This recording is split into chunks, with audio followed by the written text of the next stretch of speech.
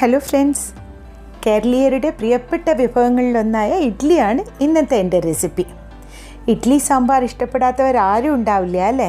പൂ പോലത്തെ നല്ല സോഫ്റ്റായ ഇഡ്ഡലി എങ്ങനെ വീട്ടിൽ തയ്യാറാക്കാമെന്ന് ഞാൻ ഇന്നത്തെ വീഡിയോയിൽ പറഞ്ഞു തരാം. അതേപോലെ തന്നെ ബ്രേക്ക്ഫാസ്റ്റ് ഒന്ന് വെറൈറ്റി ആക്കാൻ വേണ്ടി ഞാൻ 3 തരത്തിലാണ് ഇഡ്ഡലി ഉണ്ടാക്കി കാണിക്കുന്നത്. വീഡിയോ സ്കിപ്പ് ചെയ്യാതെ കാണുകയാണെങ്കിൽ ഞാൻ ഇടയിൽ പറയുന്ന ടിപ്സ് നിങ്ങൾക്ക് മനസ്സിലാവും. ഇനി നമുക്ക് റെസിപ്പിയിലോട്ട് കിടക്കാം. Welcome to home and more. ആദ്യം നമുക്ക് അരിയും ഉഴുന്നും കുതിർക്കണം. ഞാൻ ഈ അളവ് ഗ്ലാസ്സിലാണ് അരി എടുക്കുന്നത്. ഇഡ്ഡലി റൈസാണ് ഞാൻ എടുക്കുന്നത്. ഈ ഗ്ലാസ്സിന് ഞാൻ 2 ഗ്ലാസ് അരിയാണ് എടുക്കുന്നത്. ഗ്ലാസ്സിലിങ്ങനെ വടിച്ചിട്ടാണ് എടുക്കുന്നത്. അങ്ങനെ 2 ഗ്ലാസ് ഇഡ്ഡലി റൈസ് എടുത്തിട്ടുണ്ട്. ഇത് നന്നായി ഒരു 3-4 പ്രാവശ്യം കഴുകിയ ശേഷം അരയ്ക്കാൻ ഉപയോഗിക്കുന്ന വെള്ളം ഒഴിച്ച് നമുക്കൊരു 4 മണിക്കൂറെങ്കിലും കുതിർത്ത് വയ്ക്കാം. ഈ ഗ്ലാസിൻ്റെ 1/2 ഭാഗമാണ് ഉഴുന്നെടുക്കുന്നത്. അതായത് 1/4 ഗ്ലാസ് തികച്ച് വേണ്ട, അതിൽ സ്വല്പം കുറവിൽ. അപ്പോൾ 2 ഗ്ലാസ് അരിക്ക് ഇതാണ് ഉഴുന്നിൻ്റെ കണക്ക്. മിക്സിയിൽ അരയ്ക്കുമ്പോഴുള്ള റേഷ്യോ ആണ് ഞാൻ ഈ പറഞ്ഞത്. ഇനി ഗ്രൈൻഡറിലാണ് നിങ്ങൾ അരയ്ക്കുന്നതെങ്കിൽ 4 ഗ്ലാസ് ഇഡ്ഡലി അരിക്ക് 1 ഗ്ലാസ് ഉഴുന്ന്, 1 ടേബിൾ സ്പൂൺ ഉലുവ. ഇതാണ് അതിൻ്റെ റേഷ്യോ. ഈ ഒരു സ്പൂണിന് 1 സ്പൂൺ ഉലുവ, 1 ടേബിൾ സ്പൂൺ ഉലുവ. അപ്പോൾ ഉലുവയും ഉഴുന്നും ഞാൻ ഒന്നിച്ച് തന്നെ ചേർക്കുകയാണ്.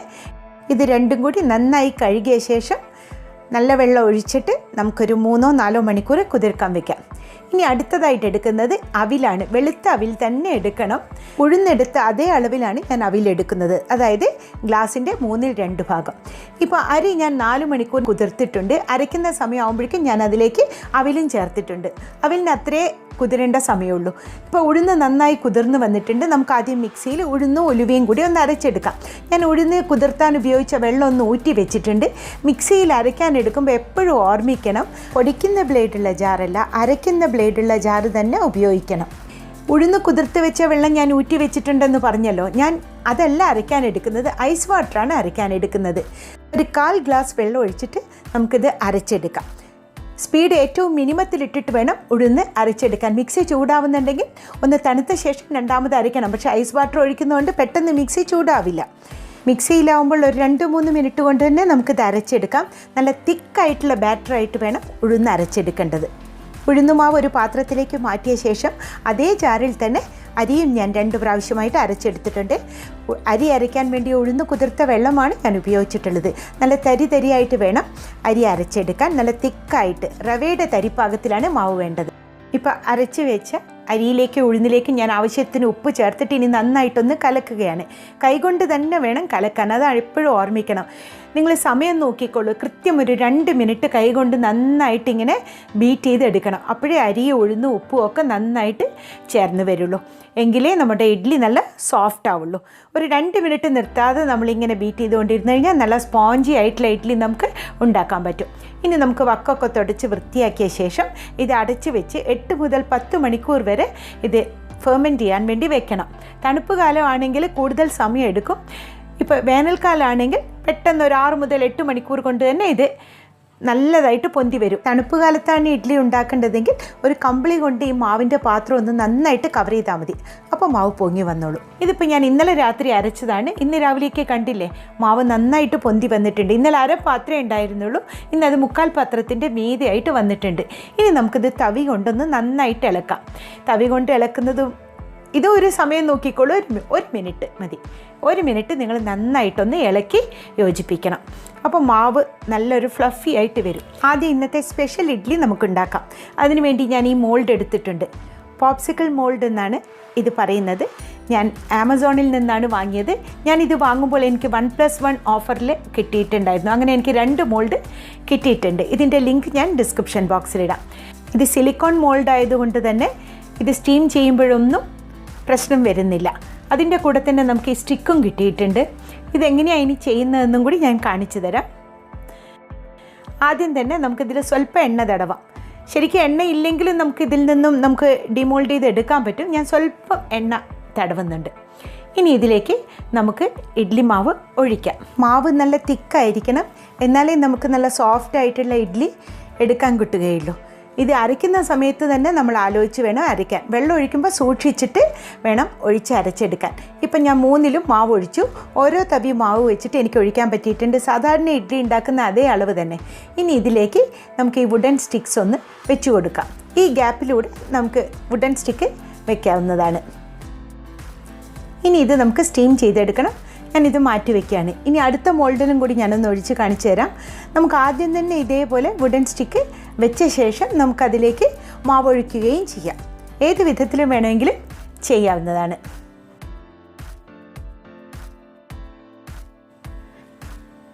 ഇനി ഇത് നമുക്ക് സ്റ്റീം ചെയ്തെടുക്കാം. ഇഡ്ഡലി തട്ടിലോ അല്ലെങ്കിൽ ഒരു സാധാരണ പാത്രത്തിലോ വെള്ളം വെച്ച് ഇങ്ങനെ ഒരു റിങ് വെച്ച് അതിന് മീതെ ഒരു പ്ലേറ്റ് വെച്ചിട്ട് നമുക്ക് ഈ മോൾഡ് വെച്ചാൽ മതി. ഞാൻ ഇഡ്ഡലി കുക്കറിൽ തന്നെ ഒരു ഇഡ്ഡലി തട്ട് വെച്ച് അതിന് മീതെ ഈ മോൾഡ് വെച്ചിട്ടാണ് ഇത് സ്റ്റീം ചെയ്തെടുക്കുന്നത്. 8 മുതൽ 10 മിനിറ്റ് വരെ സ്റ്റീം ചെയ്തെടുക്കണം. ഇനി നമ്മുടെ സാധാരണ ഇഡ്ഡലി തട്ടിൽ ഇഡ്ഡലി ഒഴിക്കാം. ഇത് പ്രസ്റ്റീജിൻ്റെ ഒരു തട്ടാണ്. ഹാർട്ട് ഷേപ്പിൽ ഒരു വെറൈറ്റി ആയിക്കോട്ടെ അല്ലേ, നമ്മൾക്ക് എന്നും കഴിക്കുന്നതിൽ നിന്ന് വ്യത്യാസമായിട്ടുള്ള ഒരു ഷേപ്പിൽ കഴിക്കുമ്പോൾ അതും ഒരു പുതുമയല്ലേ. എനിക്കാണ് കേട്ടോ, ഞാൻ അതുകൊണ്ടാണ് നിങ്ങൾക്കും പറഞ്ഞു തരുന്നത്. ഇതിൽ നമുക്ക് എണ്ണ തടവിയ ശേഷം മാവ് ഒഴിച്ച് വയ്ക്കാം. ഇപ്പോൾ ഇന്നത്തെ കുട്ടികൾക്കാണ് ഞാൻ പറഞ്ഞു തരുന്നത്. മാവ് ഒഴിച്ച ശേഷം 2 തട്ടുകൾ തമ്മിൽ വെക്കുമ്പോഴാണ് നമ്മൾ സൂക്ഷിക്കേണ്ടത്. അതായത് ആദ്യത്തെ തട്ടിൻ്റെ ഈ 3 ഹോൾസ് ഉണ്ടല്ലോ, അതിൻ്റെ മീതെ നമുക്ക് മുകളിലുള്ള തട്ടിൻ്റെ ഇഡ്ഡലി വരണം. എന്നാലേ നമ്മൾക്ക് ആ സ്റ്റീം ശരിക്ക് കയറിയിട്ട് ഇഡ്ഡലി നന്നായിട്ട് വെന്ത് വരുള്ളൂ. ഇതിപ്പോൾ 4 തട്ടാണ്, അങ്ങനെ 16 ഇഡ്ഡലിയുടെ ഒരു ഇഡ്ഡലി തട്ടാണ്. ഇനി ഇത് നമുക്ക് സ്റ്റീം ചെയ്യാൻ വേണ്ടി വയ്ക്കാം. 8 മുതൽ 10 മിനിറ്റ് വരെ സ്റ്റീം ചെയ്യണം. അത് നമ്മളുടെ ഫ്ലെയിമിനനുസരിച്ചും അതുപോലെ അരിക്കനുസരിച്ചും ചെറിയ വേവിലൊക്കെ ടൈമിങ്ങിൽ വ്യത്യാസം വരും. പക്ഷേ എന്നാലും മാക്സിമം 10 മിനിറ്റ് ധാരാളം മതി. ഇനി മറ്റൊരു ഷേപ്പും കൂടി കാണിക്കാം. ചെറിയ ഇഡ്ഡലി തട്ടിൽ മിനി ഇഡ്ഡലി നമുക്കുണ്ടാക്കാം. ഇത് സ്പൂണ് കൊണ്ടാണ് ഞാനിതിൽ കോരി ഒഴിച്ചിട്ടുള്ളത്. ഇത് നമുക്ക് സ്റ്റീം ചെയ്തെടുക്കാം. 10 മിനിറ്റ് കഴിഞ്ഞിട്ട് നമ്മൾ തുറന്നു കഴിഞ്ഞാൽ അതൊന്ന് തണുക്കാൻ വെക്കണം. അതിന് ശേഷമേ നമ്മൾ ഇഡ്ഡലി വേറിട്ടെടുക്കാൻ പറ്റുള്ളൂ. ഇപ്പോൾ ഈ സിലിക്കോൺ മോൾഡിൽ നിന്നാണെങ്കിൽ നമുക്ക് പെട്ടെന്ന് ഡിമോൾഡ് ചെയ്തെടുക്കാൻ പറ്റും. കണ്ടില്ലേ, ഇങ്ങനെ ഒന്ന് ആക്കി കഴിഞ്ഞാൽ നമ്മളൊന്ന് പതുക്കെ ഈ ഭാഗം ഒന്ന് പ്രസ് ചെയ്ത് കൊടുത്തു കഴിഞ്ഞാൽ നമ്മുടെ ഇഡ്ഡലി റെഡിയായിട്ട് വന്നു. നല്ല ഭംഗിയില്ലേ ഈ ഷേപ്പിൽ കാണാൻ? ഇഡ്ഡലിയാണെന്ന് പറഞ്ഞാൽ ആരെങ്കിലും വിശ്വസിക്കുമോ? ഇപ്പോൾ ഇഡ്ഡലി ഇഷ്ടമില്ലാത്ത കുട്ടികൾക്ക് പോലും ഇങ്ങനെയൊന്ന് പറഞ്ഞ് നമ്മൾ ഇഡ്ഡലി കൊടുക്കുകയാണെങ്കിൽ തീർച്ചയായിട്ടും അവരും കഴിക്കും. ഒരു പുതിയ രൂപവും ഒരു പുതിയ ഭാവവും അല്ലേ. സാമ്പാറിൻ്റെ കൂടെയോ ചട്നിയുടെ കൂടെയോ ഇത് നമുക്ക് സെർവ് ചെയ്യാം. കാണാൻ തന്നെ എന്ത് ഭംഗിയല്ലേ. നമ്മൾ സ്ഥിരമായി ഉണ്ടാക്കുന്ന ഇഡ്ഡലിയാണ് ഇതെന്ന് ആരെങ്കിലും പറയുമോ? വീട്ടിൽ ഗസ്റ്റൊക്കെ വരുമ്പോൾ നിങ്ങൾക്ക് ഈ ഷേപ്പിലൊക്കെ ഉണ്ടാക്കി നിങ്ങൾക്കൊന്ന് ഷൈൻ ചെയ്യാം കേട്ടോ. ഇഡ്ഡലി തണുത്ത ശേഷമേ നമ്മൾ തട്ടിൽ നിന്ന് എടുക്കാവൂ. അതെപ്പോഴും ഓർമ്മിക്കണം. എന്ത് സോഫ്റ്റായ ഇഡ്ഡലിയാണെന്നറിയോ. പിന്നെ നമ്മൾ മിനി ഇഡ്ഡലി ഉണ്ടാക്കിയില്ലേ, അതെന്താ ചെയ്യേണ്ടതെന്ന് വെച്ചാൽ ഒരു കപ്പിൽ നിറയെ സാമ്പാർ എടുത്തിട്ട് അതിലേക്ക് ഈ കുഞ്ഞു കുഞ്ഞു ഇഡ്ഡലികളൊക്കെ ഇടുക. എന്നിട്ട് സ്പൂൺ കൊണ്ട് കോരി കഴിക്കുക. ഇതാണ് സാമ്പാർ ഇഡ്ഡലി. ഇന്നത്തെ എൻ്റെ ഇഡ്ഡലി റെസിപ്പിയും പ്രസൻറ്റേഷനും ഇഷ്ടപ്പെട്ടോ? ഇഷ്ടപ്പെട്ടാൽ വീഡിയോ ലൈക്ക് ചെയ്യാനും നിങ്ങളുടെ ഫ്രണ്ട്സിന് ഷെയർ ചെയ്യാനും മറക്കരുതേ. അതേപോലെ സബ്സ്ക്രൈബ് ചെയ്യാതെ കാണുന്നവരാണെങ്കിൽ സബ്സ്ക്രൈബ് ചെയ്ത ബെല്ലൈക്കണും കൂടി ഒന്ന് അമർത്തിക്കൊള്ളൂ. എങ്കിൽ ഞാൻ അടുത്ത വീഡിയോ ചെയ്യുമ്പോൾ നിങ്ങൾക്ക് നോട്ടിഫിക്കേഷൻ വരും. ഇനി നമുക്ക് മറ്റൊരു വീഡിയോയിൽ കാണാം. Thank you.